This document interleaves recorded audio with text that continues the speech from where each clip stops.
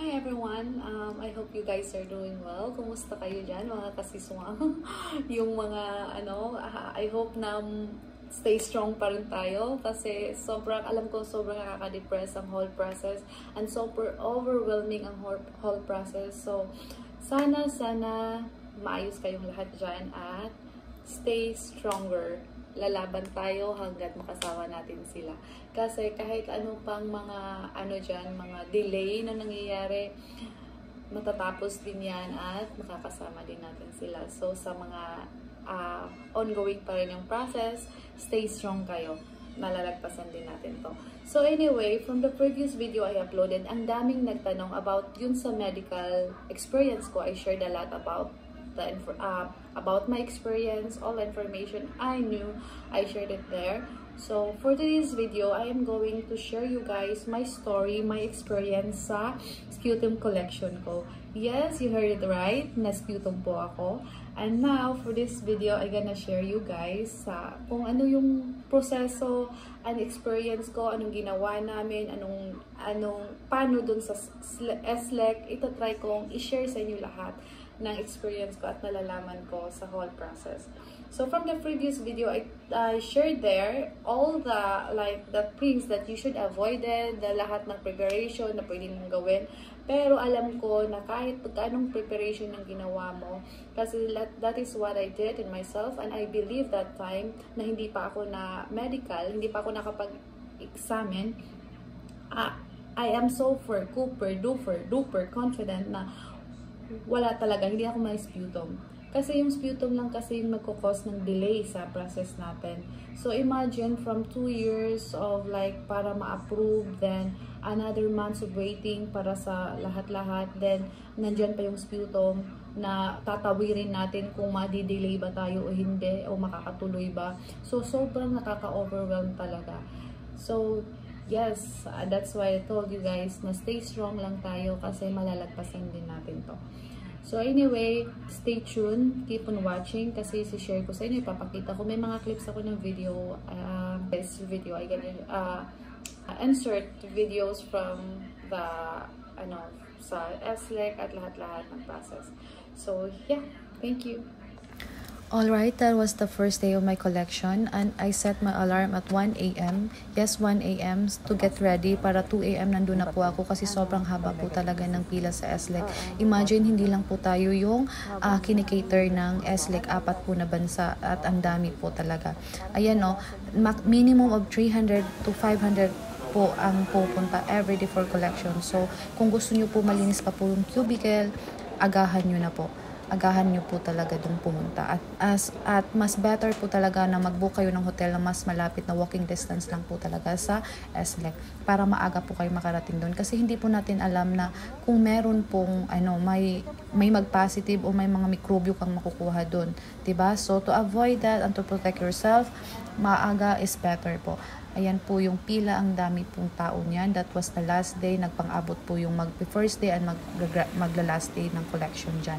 So, yeah, nasa 700 po yata yung tao dyan that day.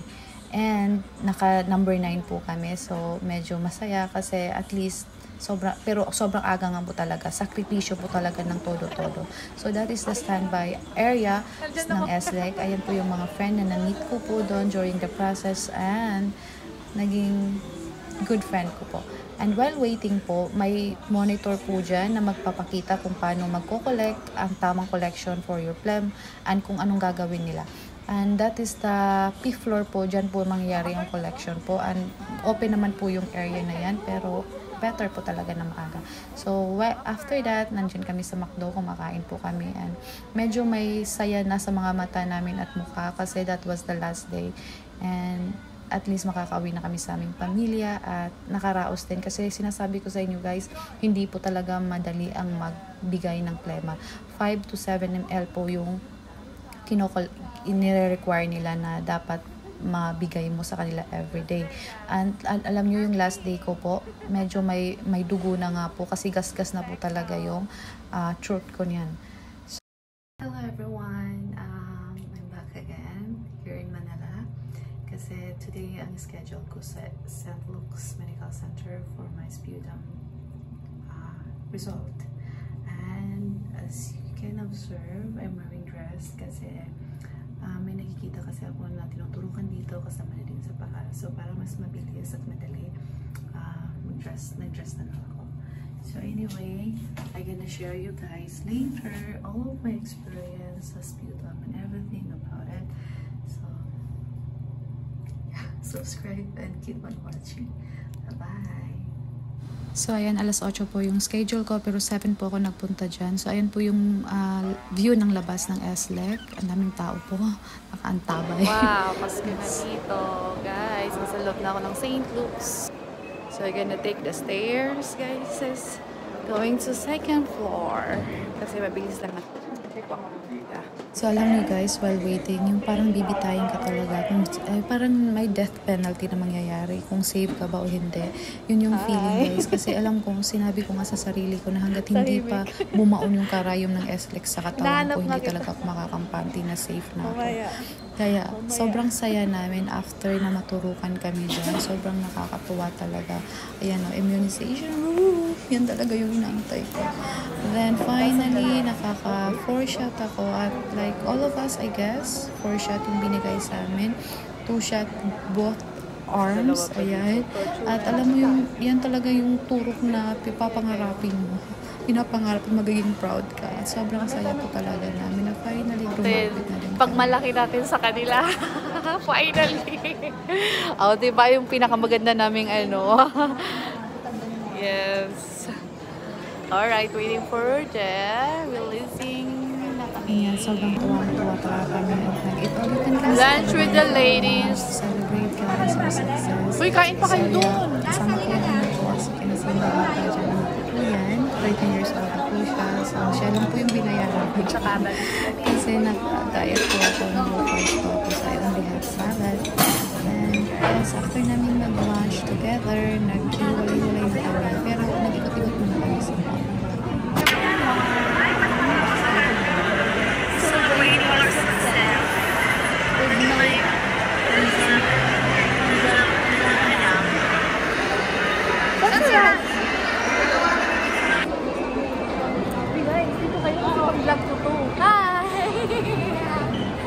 Ayun. Ay, pag-interview na lang. Anong pakiramdam nung sa wakas natapos na din? Sa wakas. Finally. US, here we go.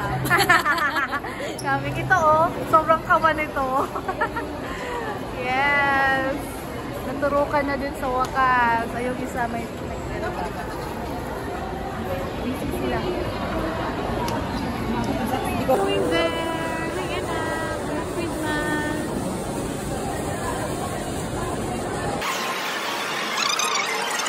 So, ayun yung story ko. And yes, guys, hindi po talaga madali. Kailangan po talaga ng pasensya. Sobrang habang pasensya at sakripisyo po talaga para sa ating pangarap na makasama sila. So, anyway, keep on fighting guys. Fight tayo. Makakapunta din tayo dyan. Kasi ako, nalagpasan namin. So, waiting for interview na po kami. And for sure, the interview, like, praying and hoping na wala na po talagang delay or kadramahan. So, yes guys, yung 2 months hindi madali kasi talagang sobrang nakaka-depress. Ang daming yung mga what if talaga na nag-run sa ating isip kasi may mga natatawagan, and alam mo, hanggang sinasabi ko nga doon na hanggat hindi makabaon yung karayom sa katawan ko, hindi ako makakampante. Kasi may mga story kasi na sinasabi nila na that day na kung kailan immunization day na nila, schedule for immunization, that day din nila nalaman na positive pala sila sa tuberculosis at magdi-delay na naman. So parang ang dami pang possible na mangyari. So tayo talaga guys, keep on praying lang. Pray lang tayo at laban lang. Malalagpasan din natin. So thank you for watching, and kung may mga tanong pa po kayo, comment lang po. Bye-bye!